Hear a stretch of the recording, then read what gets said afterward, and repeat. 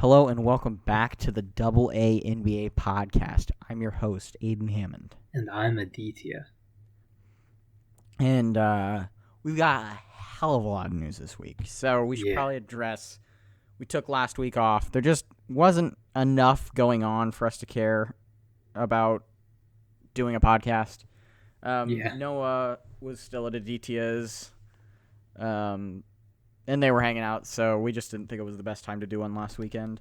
But we are back today, and we've got some news. So, Aditya, you want to lead us off? Yeah, starting off the episode, Pelicans release Alvin Gentry. Not a fan? I'm not a fan of this move at all. I don't understand this. You're basically okay. Let's put ourselves in the Pelicans' shoes, right? The Pelicans draft Anthony Davis, 2012, first overall. He becomes a superstar, best player at his position in the league. Well, I guess second best behind Giannis if you consider Giannis a power forward. One of the best, regardless, a top 10 player in the NBA. I say top 5, honestly. Top 5 depending on how but he's a little streaky sometimes with especially in the bubble, he's been a little streaky. Yeah, but I don't think the Lakers care about any of their bubble games. But regardless, you get Anthony Davis, who while you have him as a top 5'10" player in the league, he then forces his way out. And by the way, Alvin Gentry was a damn good coach. Alvin Gentry, there were teams, the Boogie Cousins and Anthony Davis team, I know you brought this up the other night when we were talking about it, when there were rumors that he was going to get fired. That was a contender that season until Boogie got hurt. And even after that, they swept the Blazers, and then I think they won a game against Golden State in the playoffs, right? I don't remember. I don't think they won a game. But regardless, they were a good team. And then, they had some injuries, last year. Anthony Davis decides that he doesn't want to play for them anymore. So they make what I would say one of the best superstar flips I've seen. They basically flipped Anthony Davis for one All-Star and then two other role players who fit in really well with their scheme, and then picks. But it's still the first year, and then they have the first overall pick. They win the lottery. They get Zion Williamson, who's the second coming of Jesus, who's supposed to be, the best player in the draft. He gets hurt in the preseason. He doesn't play for most of the season. He plays 27 games. Did he play every game in the bubble? I don't remember. I didn't watch all the Pelicans games, so they weren't very good.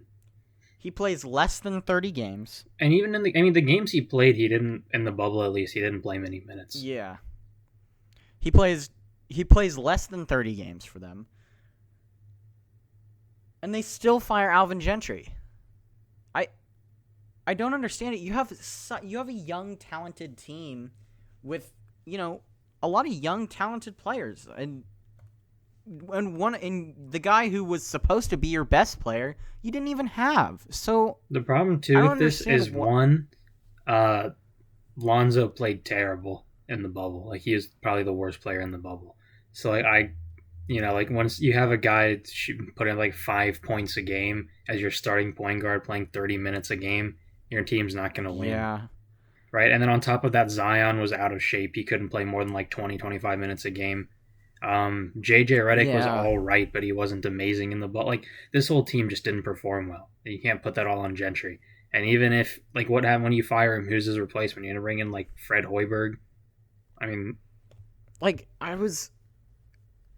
know that it's been a thing this week because there are now a bunch of head coaching vacancies, and we'll get to the other ones after this.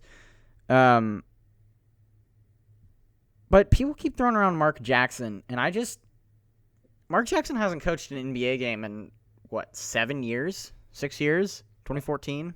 Yeah, a long time. Like, schemes change. The game has changed a lot in the last 5 years. The game's changed so much. I don't see how Mark Jackson is better than what Alvin Gentry is going to give you. I get it. Alvin Gentry is not an elite coach, but you don't need an elite coach right now. You need a good coach who's going to help develop your young players and, manage Zion Williamson. And he was doing what the front office told him to do. The front office was like, hey, Zion is on a strict minutes restriction. Don't play him at the end of games if you need him to win at the beginning, which I get. Mm-hmm. How's that his fault? Yeah. The whole situation, there is no situation in which firing him is the right move. Unless they found some, secret gem of a coach that's going to be, the next Nick Nurse or something. Yeah, I don't know, dude. He did not. He'll get a job quickly. Hopefully he does anyway. He'll get a job quickly. I think he should probably get, I don't know, the Kings job if they fire Luke Walton. Which they should. That's probably ideal for him and them. Yeah. Or he could go back to coaching Anthony Davis and be an assistant with the Lakers. I don't think he'd want to be an assistant. I think he's gonna get a head coaching job. He probably will. But next up, Vladie Divock has stepped down as GM of the Kings. So, good news for Kings fans. We are a pro-Kings podcast. We're both Kings. We like the Kings. Both of us like the Kings. This is a long time coming. It really is. Vladie Divock should have been... He should have never gotten the chance to fire Dave Yeager. Yeah, I think last year was the nail in the coffin. Yeah, and I guess bringing it back to Alvin Gentry, because I did want to say one more thing about it. Firing Alvin Gentry feels a lot like the firing of Dave Yeager. You know what I mean? Where you have a young core. Mm-hmm. You get, they got significantly better this season than they were last year. Partly because they added Brandon Ingram, who they weren't that much better, were they? Because last year they were still bottom of the lottery. They just jumped up to the first pick because they were projected to have the 11th pick. No, I think they had the 8th odds or something. It was in there. They moved up at least 3 spaces in the Western Conference, I think, with getting the 9 seed. I think they were 10. They're not the 9 seed. 11 to 13. What are they? They were because let's see. Right now, Blazers are 8, Grizzlies are 9, Suns are 10, so they're at 11 or 12. Okay, so maybe they didn't move up significantly. But they were getting better. They had enough young talent where, and they also, didn't have the guy that was supposed to be one of their best players for the majority of the season. This was also, they added 5 new players to the roster, and this was their first time playing with everyone together. So, Exactly. So it feels reminiscent of Dave Yeager, which, back to Vladie Divock, was the nail in the coffin. I think that's... Yeah, they were the 9 seed. Right. They were the closest to the playoffs they'd been since 2006. And Vladie Divock chose Buddy Hield over Dave Yeager and brought in Luke Walton, who was the worst possible option.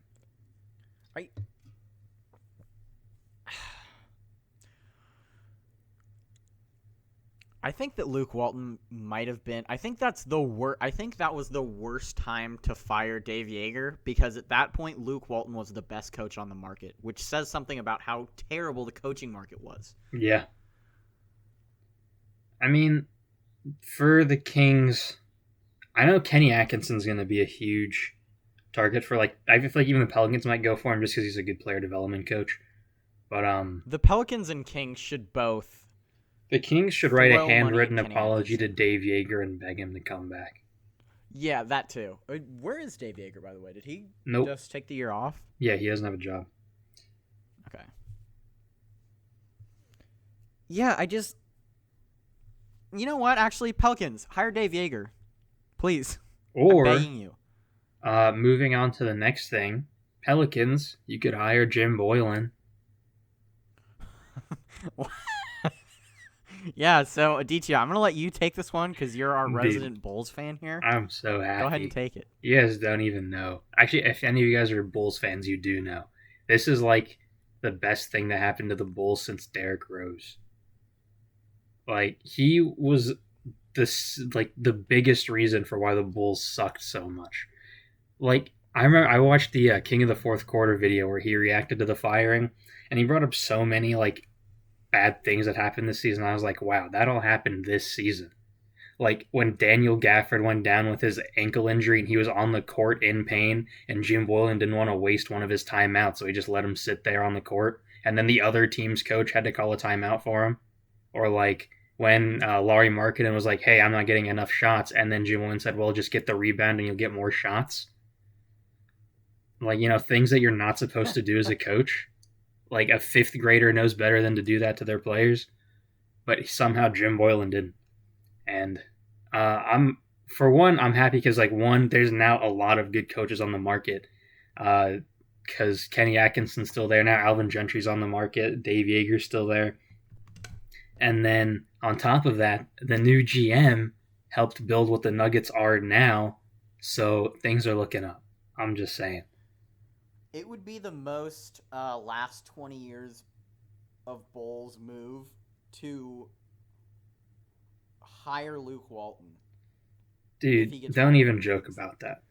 That would be so... you can't even lie. That would be so funny. Yeah, and so dude, on brand for the Bulls. No, not... Dude, the new GM, he drafted Jokic, okay? I have faith. And he drafted Donovan Mitchell and Rudy Gobert. He just happened to trade them away. But he did draft them.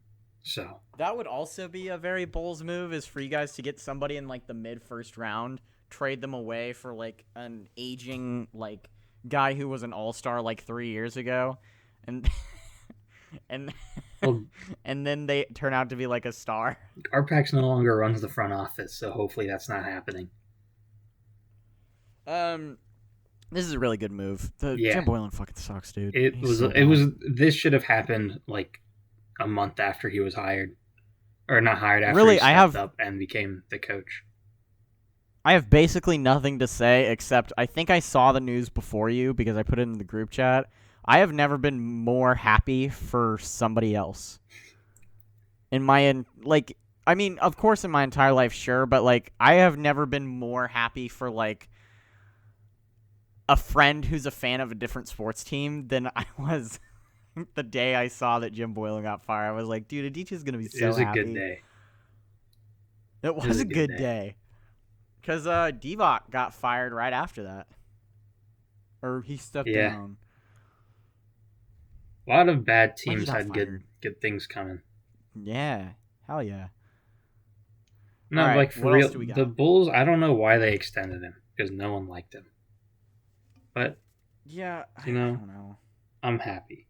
That's all that matters. I get it. It's unfair to only give only give a coach. That's the other thing is, though, he was an interim and players hated him. And they were like, let's see if this guy wants to stick around. Yeah, he installed a time clock to their practice facility. Who does that? Insane people. Dude, he was so bad. You gotta clock in, clock out. Pick yourself up by those bootstraps, boys. Sound like Coach O. That's just how I imagine Jim Boylan talks. Have you not heard his press conferences? No. Dude, he sounds like he doesn't know what he's doing. I try to avoid the Bulls at all costs because it just bums me out. Bro, the only things he says in his press conferences are, I'm going to develop this team. I don't know if you remember this. There was a game where, in the entire fourth quarter, Jim Boylan only played the bench, and the Bulls lost because of that, because it was still a kind of close game. And then when the reporter's like, why'd you only play the bench? He's like, well, I'm going to develop this group of guys, and that includes the bench. Everyone's going to get their shot. And I'm like, dude, what are you talking about? These are he's acting like it's rec league and every player is required to have 2 quarters of play. That's what it was so he dumb. has to play the fat kid.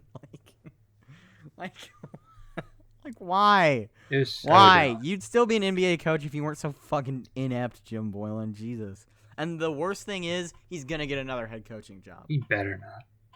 If the Whatever. Knicks, The Knicks if have the Tibbs, Knicks bro. hadn't hired Tibbs 2 weeks ago, Jim Boylan would be their #1 target.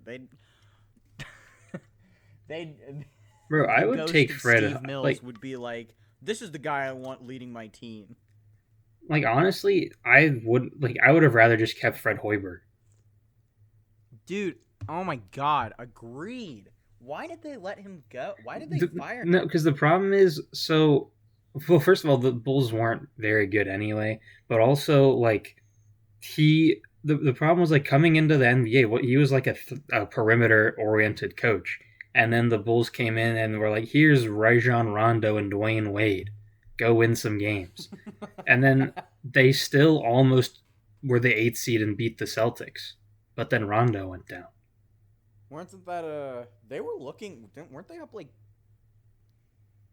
3-2 at one point? Or no, they were down there. They lost in 6, but they were like, didn't they have 2-1 at one point? Yeah, they were more than likely gonna either win that series or take it to a really close 7 as the 8th seed.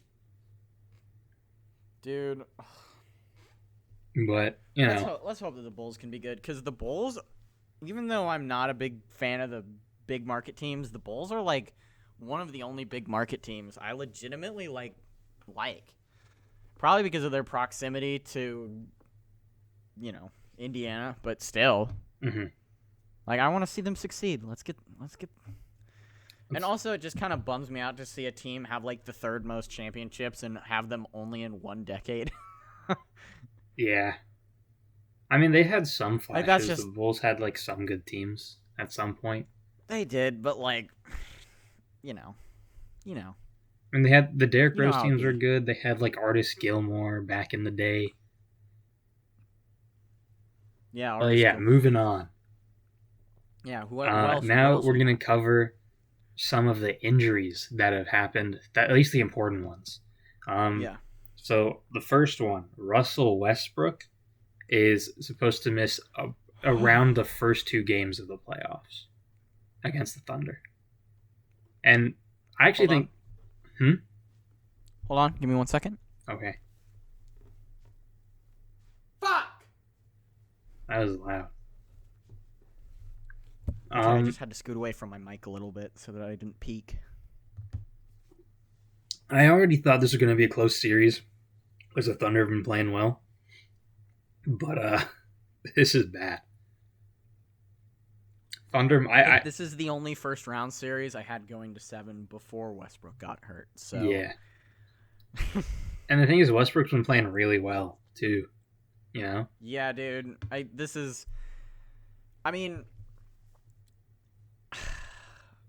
really want to say that I think that James Harden can hold it down, but I just don't think he can. I don't either. Because he dropped 45 points and they lost. They didn't get blown out by the Pacers, but they didn't really get close to winning. They lost by 10 points. I don't know. It's not looking great for the Rockets. It's really not. He's only missing the first 2 games, so it might still go to 7 and they might still win, but it definitely does not help that he's missing the first 2 games. It's not like they're going to risk giving away home court advantage if they lose, Well, yeah, I mean, that's true. But, the only problem is if Russ doesn't play the first 2 games, the chances of him coming back and they're down 0-2, it's pretty high. Because this Thunder team is really good also. I think that in order for the Rockets to win this, they have to split. Yeah.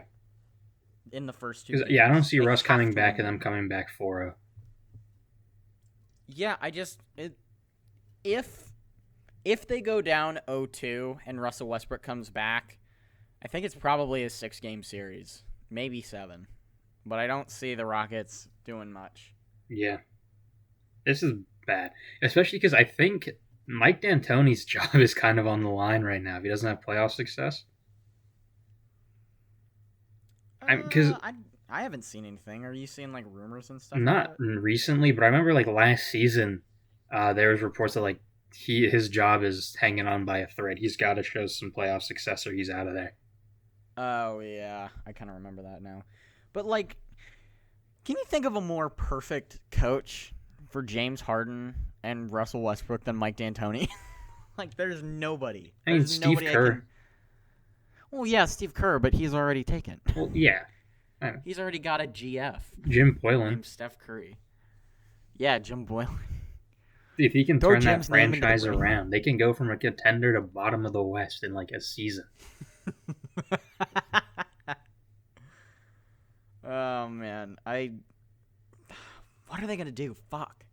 I still would pick them to win this. I think because James Harden's really good still, and you know they can survive without Russell Westbrook. But yeah, I mean James Harden's more than capable of holding his own. Like they can definitely still win. It's just a lot less likely.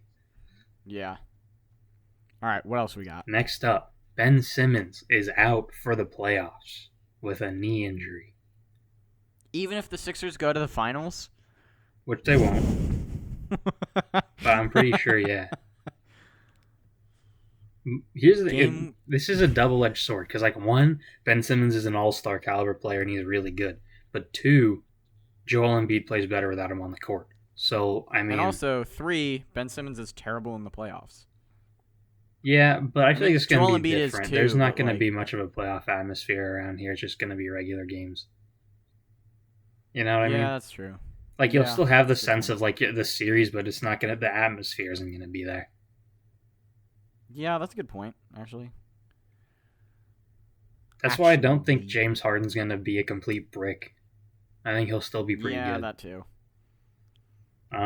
But yeah, I mean, I didn't see the Sixers doing anything anyway. So, you know, I don't think it's that big of a deal. But yeah, I didn't either. I think if anybody, if I saw anybody legitimately picking the Sixers to really do anything other than lose in like the second round, I probably would have been like, why? Like, why? All right. What do you get out of this? I don't know. The Sixers aren't very good. All right, what else we got? Next up, CJ McCollum has been playing with a back injury. He has a fractured vertebrae. Holy shit. Like, how? Well, it's not, I mean, it's just a bone. I know, but like, I always just assume back injuries are like horrible. Muscle tears are bad. Fine. But like, it's just one of his vertebrae. Like, the vertebrae doesn't do anything besides cover the spinal cord, you know? So, I mean, it might hurt a little more if he takes a hard fall or something, but he's not like gonna die or like get paralyzed or something crazy. Especially because it's in his lower back, which is typically pretty strong. So, yeah, that's true. I mean, obviously though, his performance has been slightly affected by it. He's not as good. He was really not good in that. I watched that Nets game. He was really like, besides that last shot, which kind of saved the game for him, honestly. His performance has definitely been affected, but it's better than any other option they have on that team. Oh shit! Bleacher Report. Dame Time named unanimous NBA bubble MVP. Unanimous. Nice. I mean, yeah, he brought them back into the. He deserves it. Yeah. He brought them. They were the 11 seed, 10 seed, coming into it. He brought them back. 10. They were behind the Grizzlies and the Pelicans. Yeah. All right. Also, didn't Monty Williams win the Bubble Coach of the Year? He should. I think he did. Because I'm pretty sure I saw a report about that. Ooh. So that's also good. Because the Suns went 8-0. But next up, Derrick Jones Jr. suffered a neck sprain against the Pacers yesterday. Yeah, that sucks. It looked pretty bad. Luckily, it's only a neck sprain, so his career's not over. But still sucks. A lot of those like stinger injuries, like the neck and back stuff, always look really bad because they have to bring out the stretcher so that they usually do that so that you don't like if you adjust and hurt it more, it could be more serious. Yeah. So they usually just bring the stretcher out even if it's not necessary. And I think looking at that injury, it wasn't not necessary, but it wasn't as bad as it looked. So good. Yeah, I mean the way it Larry looked, Jones Jr. it looked like he seriously like hurt his. I thought he had like broken his back or something. Yeah, it looked a lot worse. And the thing is, it wasn't even really like a dirty play or anything. It just was a kind of hit in the wrong place. Yeah, it was just a hard screen by Goga. Yeah. But luckily, he's not like, his career's not over or anything. So. Yeah. Next up, Jonathan Isaac. Not cool. Wait, what? I said that would be freaking not cool. Yeah. Next up, John Isaac had successful surgery to repair his torn ACL. Good. Yeah. That's good. Unfortunately, he was playing really well in the bubble. And then, And in the regular season, too. Yeah. The thing is, he was just figuring out how to score, too. And then 2 bad injuries in the same season. But the thing is, he's still got room to grow, like time to grow. And it's not like he's going to just fall out of the league because he is still one of the best defenders in the league. So. I mean, the Thunder kept Andre Roberson around for like 2 years because they knew that he could still come back and be effective. Yeah.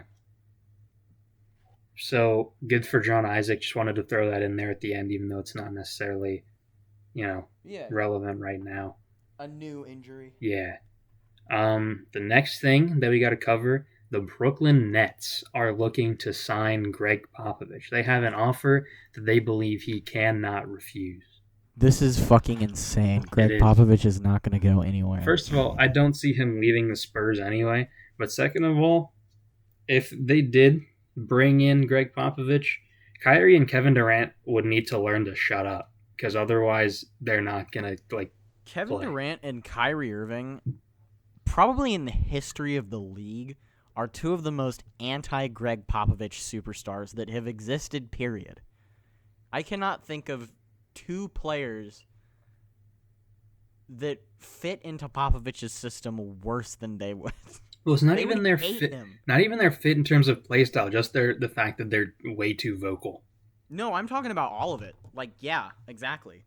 Greg Popovich is used to coaching fucking Tim Duncan, Manu Ginobili, Tony Parker, Kawhi Leonard. Yeah. This is a terrible idea. Don't do this, please, Nets. First and second of all, I also don't think. Obviously, Pop's a great coach, but one, I don't see him leaving San Antonio if he does come back next year. But, I don't, with the team they have, it's a good team, but it just doesn't fit. The way the team runs isn't how Pop plays basketball or runs basketball. You know what I mean? Yeah, it's absurd. I'm sure, they'll probably end up making the playoffs, obviously, but they're not going to be, the guaranteed player, the guaranteed team out of the East, just because they had Popovich. Yeah, exactly. They're not. I probably still wouldn't pick them over the Bucks. Yeah, I probably still wouldn't pick them over the Bucks. Yeah. Granted, we still also do have to see how well Kevin Durant recovers because he is still not 100%. Yeah, they have a 3-year window. Yeah. That they have to win a championship in the next 3 years, or it's all for naught. Yeah. So I get the attractiveness of a guy like Greg Popovich for your head coaching role, but first of all, don't waste your time because he's not going to leave the Spurs. Second of all, he's not fitting well with the guys that you just spent $300 million acquiring. Yeah. I don't think this is going to happen anyway, just because he's not going to leave San Antonio. He'd probably retire before he did that. Yeah. Speaking of which, he did sort of hint at the fact that he's not retiring. Granted, this could be Pop just trolling, but when he was asked in a press conference, the reporter asked, like, are you thinking about retiring at the end of the season or whatever? And he just responded with, why would I? That's pretty good. So he might be Yeah, coming that back. was pretty good. And the other thing about Greg Popovich is I get it. Like, people, he's old, but, like, he's 71. There are guys who have coached until they're 80. I don't think he seems like that kind of guy anyway, but he's not, like, people are like, he's Pop's on his way out. He's 71. Like, he's not senile or anything. Yeah. Like, I definitely get it because this is around the time that, like, I think that Phil Jackson's what? 79? Phil Jackson Right old, now? but he also spent a lot of No, he's time. 74, yeah. He also spent a lot of time running the Knicks into the ground. So Yeah, that's true. That felt like forever. But Phil also, Jackson, I he mean, would have been 65 when the Lakers won in 2010. yeah. So yeah, So not that much younger not than as Pop. old. Yeah. I was gonna say something, I forgot. Oh yeah, Is it about? it was about how, like, if there's any time I could see Pop retiring, it'd be now though, since he did lose his playoff streak. You know? I think that the media, even though I do kind of think you're right, I think that the media is the only. I don't think that Pop gives a shit about that. Oh, playoff he streak. probably doesn't, but it would make sense. Like, he's not a guy that's. Because I think you can look into the Spurs team and be like, yeah, so this team's not really going to be winning anything in the next few years. You know? Yeah, but they've got that young core, which just. They bring in a young core, they let, like, Tim Duncan or Becky Hammond take over, start coaching that team. Then everyone's young. Yeah, that new would coach, be sick. new players. That would be sick. Still keeping that Spurs tree, though. I mean, it. And then, like, Pop could come in from time to time and be like, hey, guys, how's it going? Pop gets courtside seats. Yes, well, if they have fans. Actually, Pop would never take courtside seats. What am I even thinking? Pop would hate courtside seats. He'd have an honorary spot with the players. Yeah, he'd be like, just give me a box. Why are you doing this? Yeah. But yeah, I don't know. Both of those are good options. I mean, it's the Spurs. They're gonna make the right decision no matter what. Yeah, they're probably one of the, if not the best run franchise over the past ever. Yeah. Well, especially just for. Did you know that this is the 5th time they've missed the playoffs in franchise history? In 44 years, they've won the championship the same amount of times they've missed the playoffs. That's actually wild. That's so insane to me. Yeah. But yeah, I don't know. I think that if Pop wants to stay around and, see what Lonnie Walker and DeJounte Murray have got next year, good on him. If he wants to hand it over to Becky Hammond or Timmy, good on him. I don't think, I don't care. The Spurs are my favorite West team. I don't care what they do. Mm-hmm. I think that it's a toss up, and I think both of them have their positives and negatives. Yeah. All right. The next thing and the last thing we got to cover on this podcast is that the playoffs are set. For the most part. The 8th seed still has their play in between the Blazers and Grizzlies. But other than that, the playoffs are set. So we should talk about the play-in first, I think. So because the Grizzlies were leapfrogged by the Blazers, they are now the 9 seed. So the Grizzlies have to win 2 games. The Blazers have to win 1. So they're going to play maximum 2 games. No matter And one of them is going on as we are recording right now. Wait, really? Yeah. Jeez, what is with these early games? They're trying to get everything done I've missed quick. 2 Pacers games in the last week because they're just so early that I don't even know. Yeah. Right now the Blazers are up on the Grizzlies 14-11 with 6:42 left in the first. Oh, it just started. Yeah. Okay. But yeah. So if the Blazers win this game, it's over, right? They just go into the playoffs. And then if the Grizzlies win, they got to win 1 more. Yeah. All right. So yeah, that'll be. I think it'll. I know a lot of people have the Blazers winning, but I think they'll still be like good games. Yeah, I do too. I mean, I have the Blazers winning. I just think they're more experienced than the Grizzlies. The Grizzlies don't have Jaren Jackson Jr., who in the bubble was good and was one of their more important players. And wasn't fouling out every game. He kind of fixed it. So So yeah, but at the same time, Trailblazers have Damian Lillard, so. Yeah. Speaking of Damian Lillard, I don't know if we want to cover this much, but the Paul George thing. Oh yeah, let's talk about it. Paul George and Patrick Beverley are the reason why the Clippers aren't in the playoffs. Yeah, basically. Because they just had to run their mouths and they made Dame angry, and then he dropped 154 points in 3 games. That's such a. This is like when, I don't know how big of a big. This is like when MJ took it personally. This is like when my dad's like, yeah, Michael Jordan used to just score or Larry Bird would snap his fingers and score 60. I'm like, how do you do that? I'm going to be telling my kids that Damian Lillard was like, hey, this one time in 2020, Damian Lillard got really mad because Paul George and Patrick Beverley wouldn't shut up. The crazy thing is, this isn't even the first time he's done this season. Because if you remember, before the shutdown, before he got hurt, he had 3 straight 50 pieces. And they only won one of those 3 games, is the crazy thing. It's fucking wild. Dude. Yeah. I don't know how he does this consistently. The one shot, he just pulled up from half court and sunk it. Yeah, dude, That's insane. That's stuff I do in our rec league games, And he's just out here doing it in the game that's going to determine whether or not he makes the playoffs. It's wild.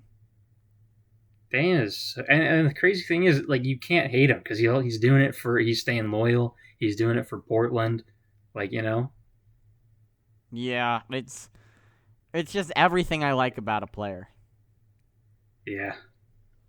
It's just everything I like about a player is what Damian Lillard has represented his whole career. He's just, he's a dog, dude. He's that guy. But yeah, shout out to Dame. Shout out to Paul George and Patrick Beverley for eliminating the Suns. Yeah, straight up. Actually, Paul George, I know that we haven't been on good terms since you left, but I really do want to say thank you from the bottom of my heart for providing us with at least one other good first-round series. Because I think that the 4-5 in the West is going to be good. And I think that pretty much nothing else is going to be good, except for maybe the 1-8 in the West with Portland. So I really appreciate Isn't it. Isn't the 2-7 Clippers Mavericks? I think that'll be good too. That one might be good too. Yeah, you're right. But the thing is, I actually like the Suns. I do enjoy the team, but Portland deserved it. I do like the Suns, but they sucked. They got in on a mathematical technicality. They made the most of it, but they should have just won more in the regular season. Actually, now that I wanted to talk about this for a second because I've seen so many dumb takes about people saying oh, the Suns win 8-0. Why even invite them if they weren't going to make it? The Suns knew the odds. Technically had a chance. The Suns had a chance. If they went 8-0 and other teams lost, they could have gotten in. Problem is that other teams didn't lose. The other teams didn't hold up their edge of the bargain. Yeah. So, tough shit. Get better next year. They're gonna get better next year. The thing is, if the season didn't get canceled, they were on pace to win somewhere between 30 and 35 games, which is a step up from anything they've done in the past since Steve Nash left. Dude. It's like the best season they've had since that Steve Eric Nash. Bledsoe Morris Twins season from 2013 or 2014. They had that the 9 seed. They had that one year where they had Bledsoe, Dragic, and IT. Yeah. But it's the most relevant they've been since Devin Booker got there. And the other thing is, Devin Booker got some actual meaningful games under his belt, which is something that he did not have before. That speech, sorry, what? I was saying that speech that Monty did you see that video? The speech he gave to the team before the Blazers Nets game. Part of it, I think, bro. No matter what you do or whatever, they've earned the respect of the league. That speech at the end of it, you could tell the players respected him. Yeah. Devin Booker, The biggest criticism against Devin Booker is that he can't play defense. But the second biggest criticism against Devin Booker is that he can't win. He is not experienced in the playoffs. So he actually got some playoff minutes, right? Well, not playoff minutes, but well, this is basically the playoffs. Like he got minutes in games that actually mattered, which is something that he has not had before. Yeah, because before that, I mean, before this, he's basically just been playing at the bottom of the league. Yeah. I will say it would have been, like, obviously I think the Blazers deserved it, and I'd rather have them in there just because they're a better match for the Lakers. But it would have been a cool story for, like, the Suns go 8-0 and miraculously make the playoffs against all odds. You know what I mean? Like, that would have been a cool story, too. I would have been happy either way, but I do prefer the Blazers in it just because they're a better competition for the Lakers, who haven't been playing well in the bubble. So I could see the series going to, like, 6. Yeah, I do, too. And if Dame puts up 100 points, I mean, maybe 7. Yeah, maybe 7 if he puts up 100 points a game. Yeah. Oh, yeah, what's up? Yeah. I think this is actually the best chance we've had at a 1-8 upset in a long time. Well, yeah, because for the past 4 years, the 1 seed's been the Warriors, who have been unstoppable. Well, then I guess, what would it have been? 2017 Bulls that played the Celtics in the first round and took them to 6 and should have won because Rajon Rondo got hurt. Yeah. Yeah. This is the best chance for a Western Conference 1-8 upset we've had in a while. Yeah, because it was the Warriors, and before that it was the Spurs/Heat. Yeah, the Spurs just didn't lose in the first round for so long. Yeah. Obviously I'm gonna pick the Lakers, and probably the Lakers in 5 or 6, but the thing is, people forget that this team was the 3 seed last year without, like, this was a 3 seed Western Conference Finals team without Yusuf. This was the team without Yusuf Nurkic that was leading on the Warriors by double digits at halftime every single time and just choked it away. Yeah. God damn, that sucks. Yeah. I forgot about that. But seeing as how the Lakers have been playing in the bubble, I do have to quickly change my prediction. I have the Clippers winning it because the Lakers have been bad. Ooh, okay. So I just had to change because I had them both in the conference finals, but I had the Lakers winning in 7. And unless LeBron goes epic style, I don't see it happening. Which he probably will because it's playoff LeBron. He probably will, but like the thing is, I mean, he'll probably play well. Anthony Davis will definitely play well, but like the thing is, at this point in his career, if LeBron dominates on the offensive side of the ball, he's going to be a non-factor on the defensive side of the ball. You know? So, yeah. I don't know. It's tough. And like, the thing is, I would hold more faith in the Lakers, but, I mean, everyone's just been shooting bad. Like, Danny Green can't buy a bucket. Had the worst 3-point percentage. Yeah. They had one of the worst records. Which, doesn't really matter because they acquired the 1 seed after, like, the first or second. Well, something like I don't think they cared much about winning the games, but there's a difference between, like, not caring about winning and just missing wide open threes. Those don't go hand in hand. Yeah. You know? Like, that's why I think they'll struggle a little bit. Yeah, I agree. But I think that's all we got. Yeah. Good episode. Update for the Blazers-Grizzlies game, though. Trailblazers are kicking the shit out of them. 2 minutes left in the first quarter. They're up 28-14. Oh, Dame's taking it personal. Dame took it personally. So, yeah, I'm probably going to watch this game once we're done here. Yep. So, yeah, thanks for watching. Like and subscribe. It helps us grow. Our personal channels are in the description as well as our Twitter. You got anything else to add? It's game time, baby. Let's go watch the game. Yeah. See you guys. Bye.